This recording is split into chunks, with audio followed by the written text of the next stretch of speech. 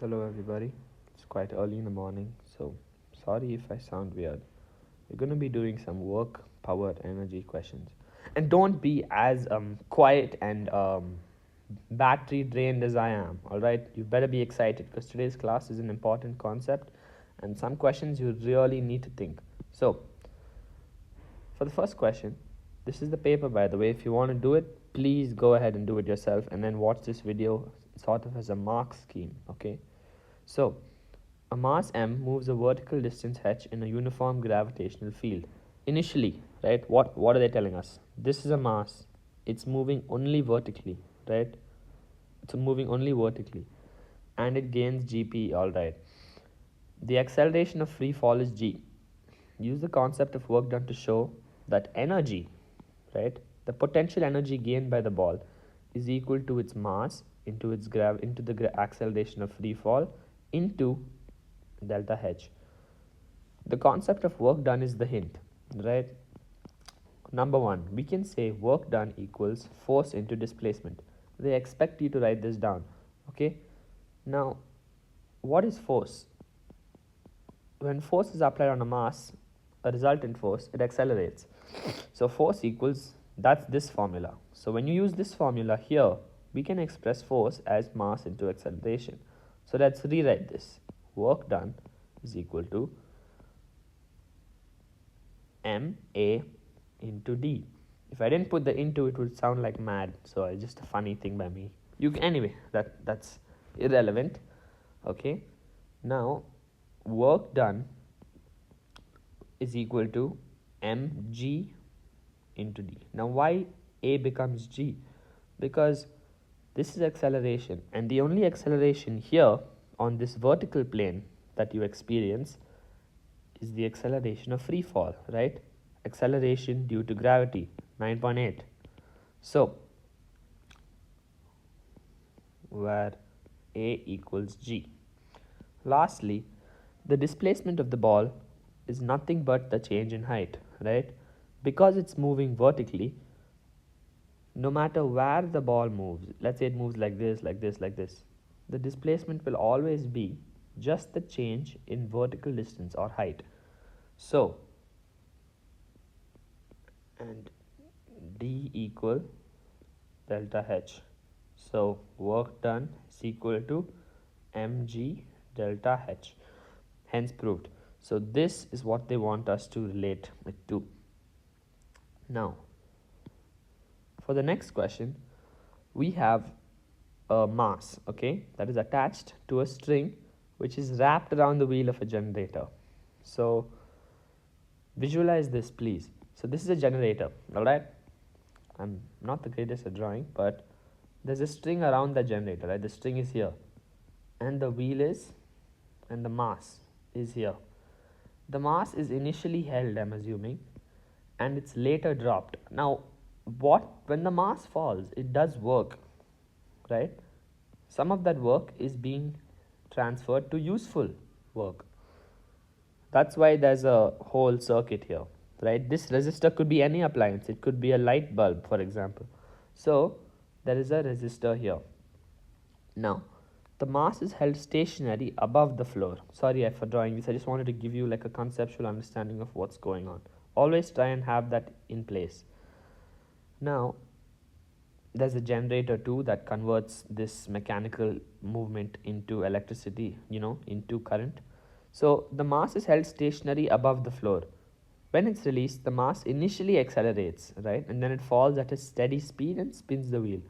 So it's held up in place, then it falls. Initially, it's accelerating, right? It's covering more and more distance, but then it covers the same distance. It reaches a steady speed. So this is what's happening, okay? Initially accelerating, and then it reaches that terminal velocity, okay? So the generator causes a current in the resistor. That's from the work being done by the mass. Air resistance is negligible. State the main energy change when the mass is falling at a steady speed. Okay, this in physics questions are never so simple, all right? I mean, some of them are. I don't want to scare you, but please think a bit before attempting any question. So, we know for a fact that the initial energy will be gravitational potential energy because it is it is up and it is stationary and it is little bit off the ground. And if we look at the formula, m g h, this is constant, this is constant, and the height is very high, right? The value of h is very high initially, so this is very high. Let's say it's like it'll be a big number. Now as it's falling, what's happening? This is, it's losing gpe, and ideally if the speed was increasing while it's falling, it would be gaining kinetic energy. Why? Half mv square, right? That's the formula for kinetic energy. Now for it to gain kinetic energy, m won't change, m cannot change. Half is a constant, it won't change. V, velocity, needs to change. So if it is accelerating, it will be gaining from potential energy to kinetic energy. But here's the dilemma, it's not accelerating. State the main change when the mass is falling at a steady speed. If you do not read this, you lose the mark. So V cannot change, right? V cannot change now because V is not changing anymore. V has reached a value, let's say 10 meters per second. It's going to be like that the whole time. So where is all this potential energy going? It cannot transfer itself to kinetic energy. So what's the main energy change, right? The main energy change, the second thing you'd consider is heat. Because think about it, when the mass falls, there is some heat, there's some friction, there is some heat generated, the string and the wheel. So what you would write is thermal energy. So sometimes you might need to analyze the problem, especially when they give like when you see something like steady speed, you should think to yourself, what? That's pretty random. Why would they introduce that? How is it relevant to my problem? It's also relevant here. So please think about the things added because they are very relevant. Now, when falling at a steady speed, again, circle it. The mass falls through a vertical distance of 1.4 meters in a time of 4 seconds. This causes a current of 90 milliamps in the resistor. The resistance of the resistor is 47 ohms. Calculate the rate of work done. What's work done? Work done is equal to force into displacement. What is the rate of work done? Well, power is the rate of work done, but conceptually the rate of anything is how that is changing with respect to time, right? Differentiation. You will learn this in math. So the rate of work done or power is equal to work done by time. The unit for power is in watts and these are in watts, so you're doing it right. Now, work done by time. What is the work done? It's 2 marks. So we know the displacement, right? Let's start by breaking down this first. We know the displacement. The displacement is 1.4 meters into, so we say, into, now this is tricky. Where's the force? What's the force? Remember, force is equal to mass into acceleration. With the mass is 0.6 and the acceleration is g, right? The acceleration of free fall. So that's our force that we're going to input here. So if I were to type that into a calculator,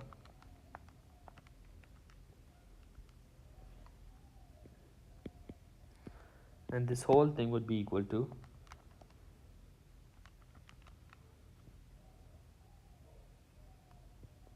4.2. Now, here is another thing. The value obtained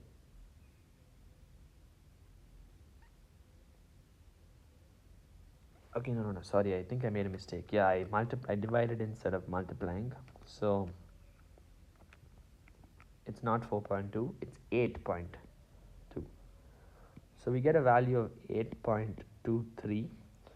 And now we divide it, right, with respect to time. So this is the work done. What's the rate of work done? 8.23. Time is also given to us here, divided by 4, which gives us a value of 2.058, but we round up, so we'll say 2.1. So moving on, that's the rate of work done. Now the power dissipated in the resistor.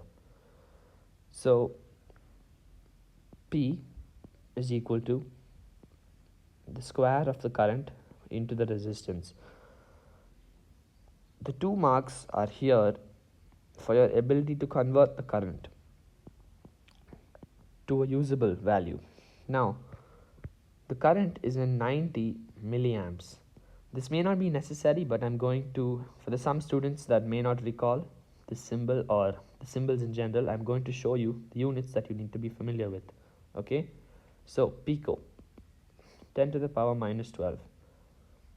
Nano, 10 to the power minus 9. You can remember these bottom conversions, these bottom values as piano. That's what I do.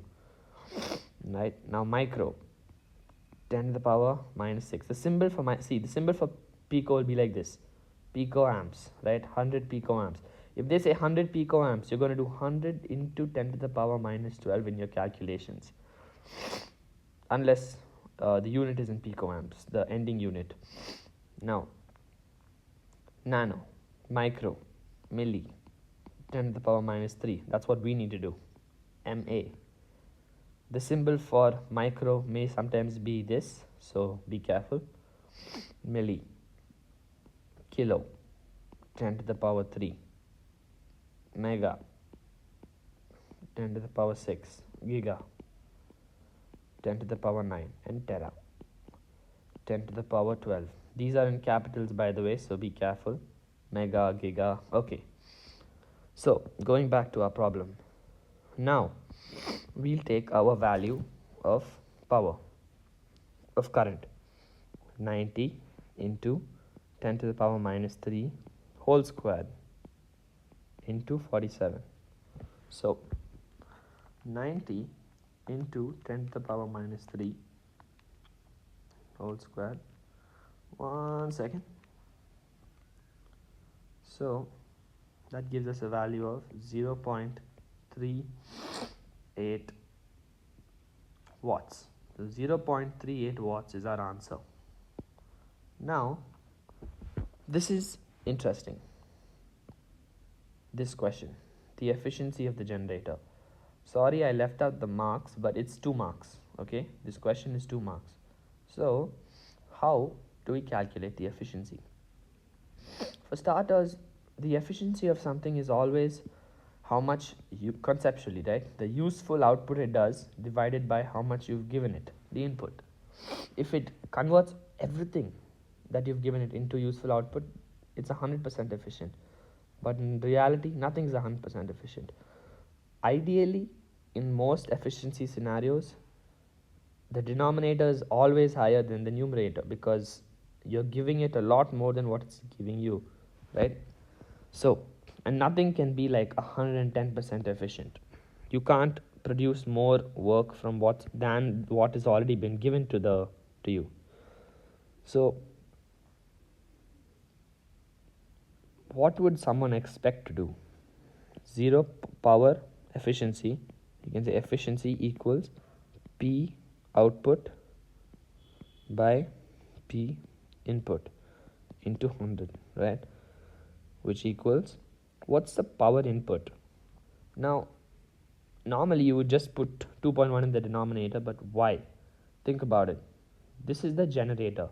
This per wheel is doing, this per mass, 0.6 kg mass, is falling down. It's doing so much work, right?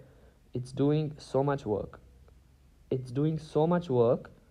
And this silly wheel is only using up some of that, right? The generator, it's only using up some of that work. So how much work is the wheel doing? Well, we don't know that, but we know how much power it is doing, the rate of work done, right? And since both, we can do efficiency in terms of power or in terms of work done. So the rate of work, now we're doing in terms of power because we have 2 power values. So the rate of work done, the denominator, will be 2.1, right? Because that's how much work our mass is doing by falling down. It's doing a lot of work. That's turning this fat, lazy wheel, which is giving the generator a current, right? The generator is able to create current. Now how much useful? I want you to think about this, because power dissipated is not necessarily useful, right? Because think about the heat energy lost, that's not useful. So would you subtract this value from 2.1, or would you use this value right here, right? You're going to use this value because this is the power dissipated by the resistor. Please understand this. So this is our generator. Our mass is fallen down. Now, for something to be dissipated by the resistor, that means there's a current flowing through that resistor. So whatever is lost to the resistor is not bad. Why? Let's say the resistor was a bulb. Okay? The power dissipated by bulb is useful power, right? 2.7 minus 0.38. That's how much was lost due to heat. Everything else nicely went to the bulb and lit it up. The reason they are using the word dissipated is to confuse you into thinking that you will need to subtract these two values and get the power used. They want you to think, oh, dissipated, that means this was wasted. It was not wasted. It was wasted, but it was wasted in the appliance that is correct. We wanted it to go to this appliance. So it was wasted in the right appliance, right? In the target appliance. Please understand this, it's very important. So this will give you a value of roughly 18%. Hold on. So 0.38 divided by 2.1. So we get a value of, yes, 18%. So